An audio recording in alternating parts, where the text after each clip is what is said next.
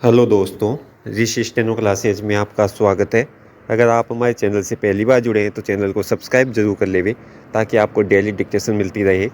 साथ ही अगर ये वीडियो आपको अच्छा लगता है तो वीडियो को लाइक शेयर जरूर करें। तो आज की डिक्टेशन स्टार्ट होगी 5 सेकंड बाद।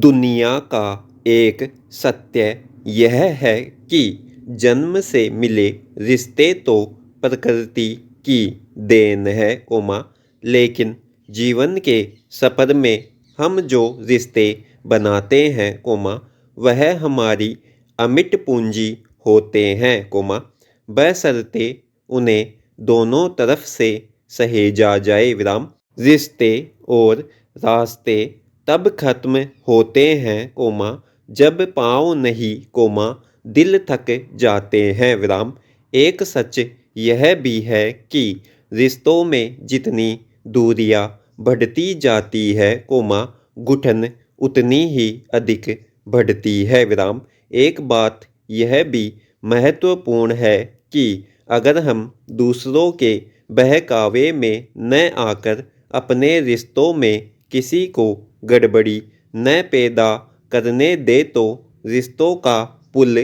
टूटने से बच सकता है जीवन की एक सच्चाई यह है कि हमें उन रिश्तों को हमेशा सहेजना चाहिए जो हमें स्नेह और ऊर्जा देते हैं मानवीय जीवन की सबसे बड़ी उलझन यह है कि हमें अपने रिश्तेदार चुनने की छूट नहीं है हमने जिस परिवार में जन्म लिया आम तौर पर उससे जुड़े लोग ही हमारे रिश्तेदार होते हैं रिश्ते सहेजना और उनको निभाना एक बहुत कठिन काम है जब रिश्तों में स्वार्थ जगह बना लेते हैं तब उसकी नैया डगमगाने लगती है जब दुनियादारी की बात आती है तो हर कोई पहले अपना हित साधने में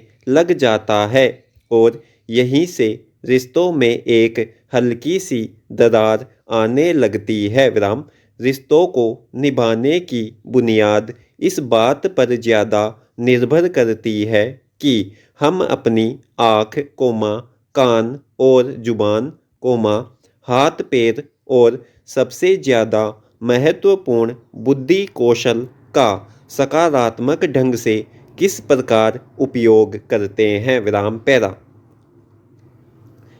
जीवन में कई बार संकट आते हैं और हमारी परीक्षा लेते हैं कि हम उन स्थितियों को कैसे संभाल पाते हैं एक अकाट्य सत्य यह है कि हर एक संकट एक विकल्प भी देता है जब संकट आता है तो दिमाग उससे बचने की तरकीबें बताता है इस स्थिति के दौरान जो रिश्तेदार और मित्र हमारा साथ देते हैं वे हमें जिंदगी भर याद रहते हैं कहा भी जाता है कि अगर रिश्तों की पहचान करना है तो वह संकट काल में कीजिए जिंदगी में रिश्तेदारियां चलती रहती हैं लेकिन इस बीच आदमी अपनी निजी सफलता के लिए नया रास्ता खोजता रहता है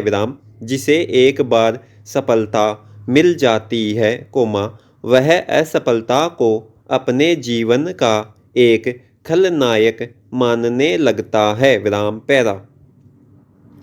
अगर कोई व्यक्ति अपने निजी जीवन में किसी व्यवसाय में असफल हो जाता है तो उसका असर उसके परिवार के साथ साथ रिश्तेदारों और मित्रों पर भी पड़ता है इसके चलते कई रिश्ते टूट जाते हैं या कमज़ोर हो जाते हैं और कई लोग मुंह फेर लेते हैं कई लोग दबी जुबान में ही सही लेकिन कहते ज़रूर हैं कि दुनिया में ऐसे लोग बहुत हैं जो केवल चलती के यार होते हैं यानी असफल व्यक्ति का कोई दोस्त नहीं होता विराम।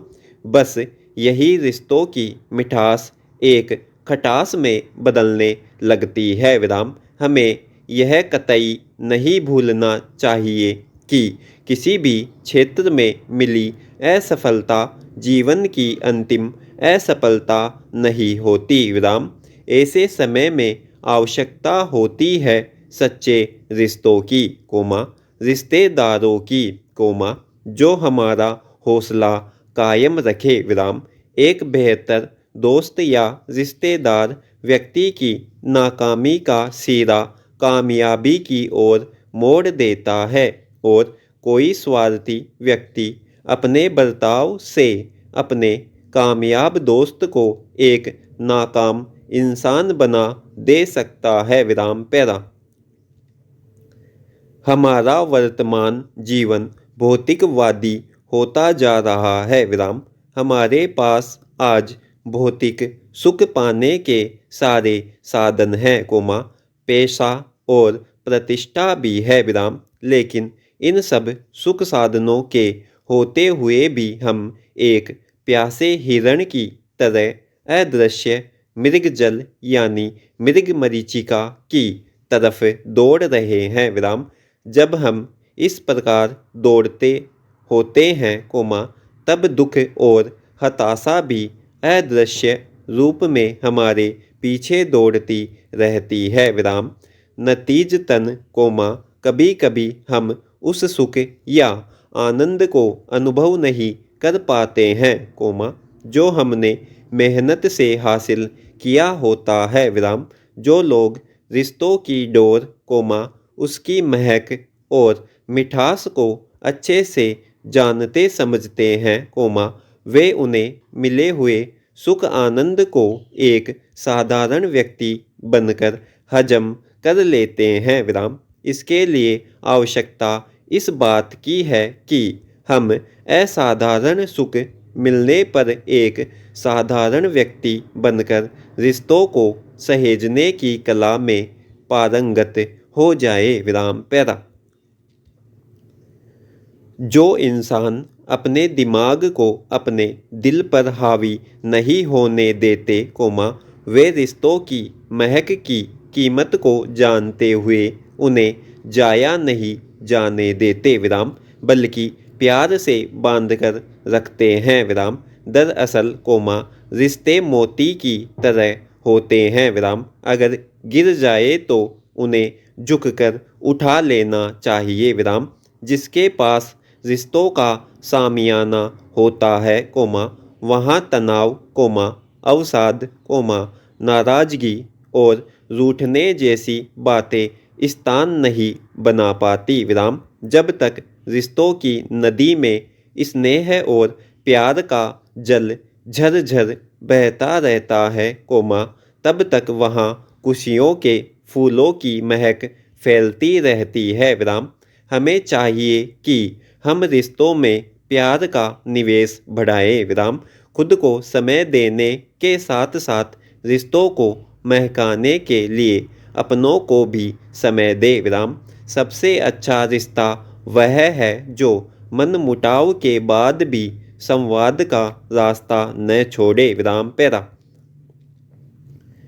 कई स्थानों पर नदी को प्रदूषण मुक्त करने की मांग की जाती है जो पर्यावरण की दृष्टि से सराहनीय है विराम।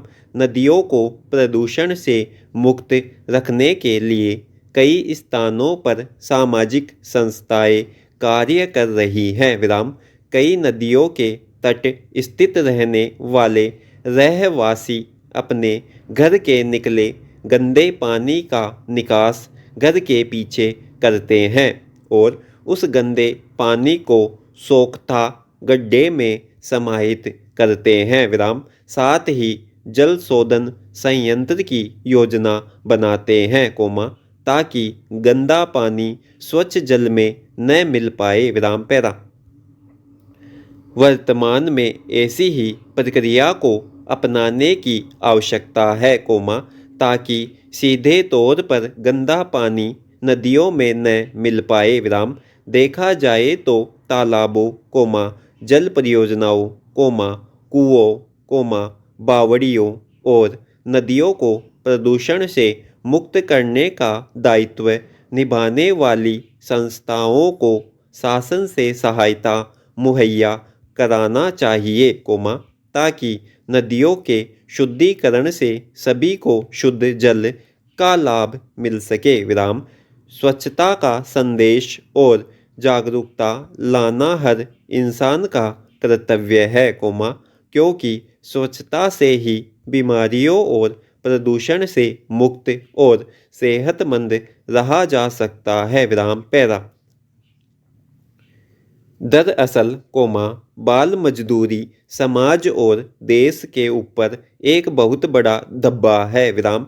बच्चों से उनका बचपन छीनकर उन्हें जोखिम वाले कामों में लगा देना एक गंभीर जुर्म है और इसमें सरकार और उन बच्चों के माता पिता से लेकर समाज के सभी वर्गों के लोगों का हाथ है। विराम।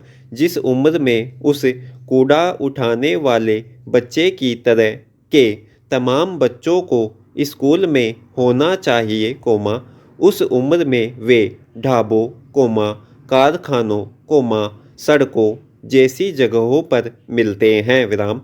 किसी सभ्य समाज में सामूहिक रूप से बाल मजदूरी के खिलाफ आवाज़ उठनी चाहिए। विराम। जहाँ तक हो सके, ऐसे बच्चों को शिक्षा की ओर उन्मुख करना चाहिए, इसकी व्यवस्था करवानी चाहिए, क्योंकि यही एक ऐसा उपाय है जो उन्हें न केवल सपने देखना सिखाएगा, बल्कि उन सपनों को पूरा करने के लिए उनमें हौसला भी भरेगा। विराम। क्या ऐसा नहीं हो सकता कि हम अपना सामाजिक और नैतिक कर्तव्य निभाते हुए इन बच्चों के लिए कुछ करें, ताकि वे अपने बचपन में लौट सके, पढ़े लिखे और बेहतर जीवन जी सके। विराम समाप्त।